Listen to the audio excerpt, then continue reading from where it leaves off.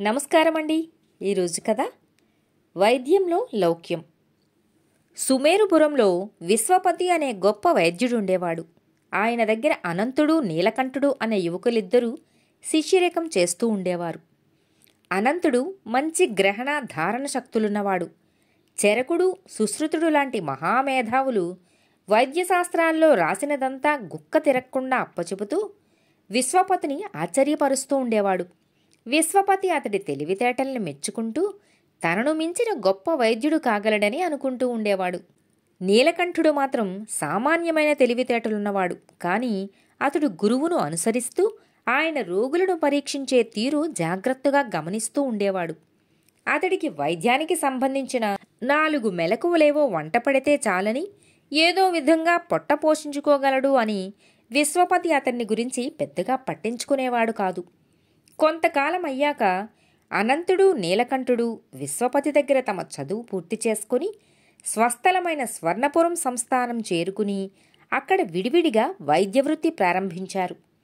కొన్నేళ్లు గడిచాక ఒకనాడు విశ్వపతిని సంప్రదించేందుకు దీర్ఘవ్యాధితో బాధపడుతున్న ధనికుడొకడు స్వర్ణపురం నుంచి వచ్చాడు. స్వర్ణపురం పేరు వింటూనే విశ్వపతికి తన శిష్యులైన అనంతుడు, నీలకంఠుడు గుర్తుకు వచ్చారు. విశ్వపతి ధనికుణ్ణి వాళ్ళను గురించి అడిగాడు. అందుకు ఆ ధనికుడు, అయ్యా, నీలకంఠుడు వైద్యుడిగా బాగా రాణిస్తున్నాడు. అతడి పని 3 పువ్వులు 6 కాయలుగా ఉన్నది. అయితే అనంతుడికి మాత్రం వైద్యవృత్తి ఏమాత్రం అచ్చిరాలేదు. అతడు దాన్ని వదిలి తాతలు మిగిల్చిపోయిన పొలాలు దున్నుకొని బ్రతకాలనే ఆలోచనలో ఉన్నాడు అని చెప్పాడు. ఇది విని విశ్వపతి చాలా ఆశ్చర్యపోయాడు. తాను గొప్ప వైద్యుడు కాగలడు అనుకున్న అనంతుడు ఎందువల్ల వైద్యుడిగా పేరు తెచ్చుకోలేకపోయాడో స్వయంగా తెలుసుకుందామని స్వర్ణపురానికి వెళ్ళాడు.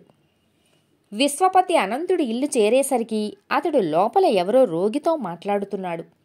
విశ్వపతి లోపలికి పోక తలుపు పక్కనే నిలబడి వారి సంభాషణ అంతా వినసాగాడు. అనంతుడు రోగితో, నీకు వచ్చింది పెద్ద జబ్బేమీ కాదు, కాస్త జలుబు చేసింది అంతే. ఆ మాత్రానికి ప్రాణం పోతున్నట్లు హైరానా పడటం దేనికి? చిటికెడు పసుపు కొద్దిపాటి మంచి గంధంలో రంగరించి ముఖానికి పులుముకుంటే సరిపోతుంది, వెళ్ళిరా అన్నాడు. అందుకు రోగి కోపంగా, ఈ సంగతి తెలుసుకోవడానికి మీదాకా రావడం దేనికి? మా అవ్వను అడిగినా చెప్పి ఉండేది అంటూ వెళ్ళిపోయాడు. రోగి వెళ్ళగానే విశ్వపతి లోపలికి వెళ్ళాడు. అనంతుడు ఆయనకు పాదాభివందనం చేశాడు. విశ్వపతి అతని కౌగిలించుకొని కుశల ప్రశ్నలు వేయగా అనంతుడు, గురువర్య, వైద్యం విషయంలో నేను చెప్పేదానిలోనో చేసేదానిలోనో నాకు తెలిసినంతవరకు ఎలాంటి లోపం లేదు. అయినా నా చేత వైద్యం చేయించుకోవటానికి ఇక్కడి ప్రజలు అంతగా ముందుకు రావడం లేదు అని చెప్పాడు. విశ్వపతి మందహాసం చేసి, అలాగా, మరి నీలకంఠుడి మాటేమిటి అని అడిగాడు. అతడి పని బాగానే ఉన్నది అన్నాడు అనంతుడు. అతన్ని కూడా ఒకసారి చూసి పోవాలనుకుంటున్నాను, అతడింటికి వెళదామా అన్నాడు విశ్వపతి. విశ్వపతి, అనంతుడు నీలకంఠుడి ఇంటికి వెళ్ళేసరికి అక్కడ చాలామంది రోగులు పడిగాపులు కాస్తున్నారు. లోపల నీలకంఠుడు ఒక రోగిని నఖశిఖ పర్యంతం శ్రద్ధగా పరీక్షిస్తున్నాడు. ఆ రోగి అంతకుముందు అనంతుడి దగ్గరకు జలుబు వైద్యానికి వచ్చినవాడే అని విశ్వపతి గుర్తించాడు. ఆయన లోపలికి వెళ్లకుండా బయటే నిలబడి నీలకంఠుడు రోగికి వైద్యం చేస్తున్న పద్ధతిని గమనించసాగాడు. నీలకంఠుడు రోగితో, పడిసం 10 రోగాల పెట్టంటారు. సకాలంలో సరైన మందు పడకపోతే మరెందులోకో దింపగలదు. నీకు వచ్చిన భయం ఏమీ లేదు. నా దగ్గర జలుబు పడిసాలను చేతితో తీసి పారేసినట్టుగా తగ్గించే లేపనం ఒకటి ఉన్నది. దాన్ని ఇప్పుడే నీ ముఖానికి పట్టిస్తాను. క్షణాల్లో తెరిపిన పడతావు అంటూ సమీపంలో ఉన్న కల్వంలోంచి పచ్చగా ఉన్న లేపనం తీసి రోగి ముఖానికి పూసి రుద్దసాగాడు. అప్పుడు విశ్వపతి అనంతుడితో మెల్లగా, చూసేవా అనంత, ఏదో గొప్ప లేపనం అంటూ నీలకంఠుడు ఆ రోగికి పసుపు కొమ్ముల్ని మంచి గంధంతో రంగరించిన ముద్దను ముఖానికి పులుముతున్నాడు అన్నాడు. అంతేకాదు గురువర్య, జలుబు సామాన్యమైన రోగమని, దానికి శాస్త్రంలో ఖచ్చితమైన చికిత్స అంటూ లేదని తెలిసి కూడా నీలకంఠుడు అదేదో పెద్ద రోగమంటూ చిలవల పలవలు చేసి రోగికి చెప్పడం కూడా నాకు సమ్మతంగా కనిపించడం లేదు అన్నాడు అనంతుడు గురువుతో. విశ్వపతి చిన్నగా నవ్వి, నీలకంఠుడు చెప్పిన దాంట్లోనూ చేసిన దాంట్లోనూ ఒక వైద్యుడిగా నాకేమీ తప్పు కనిపించటం లేదు అన్నాడు. ఆ మాటలకు అనంతుడు ఆశ్చర్యపోయాడు.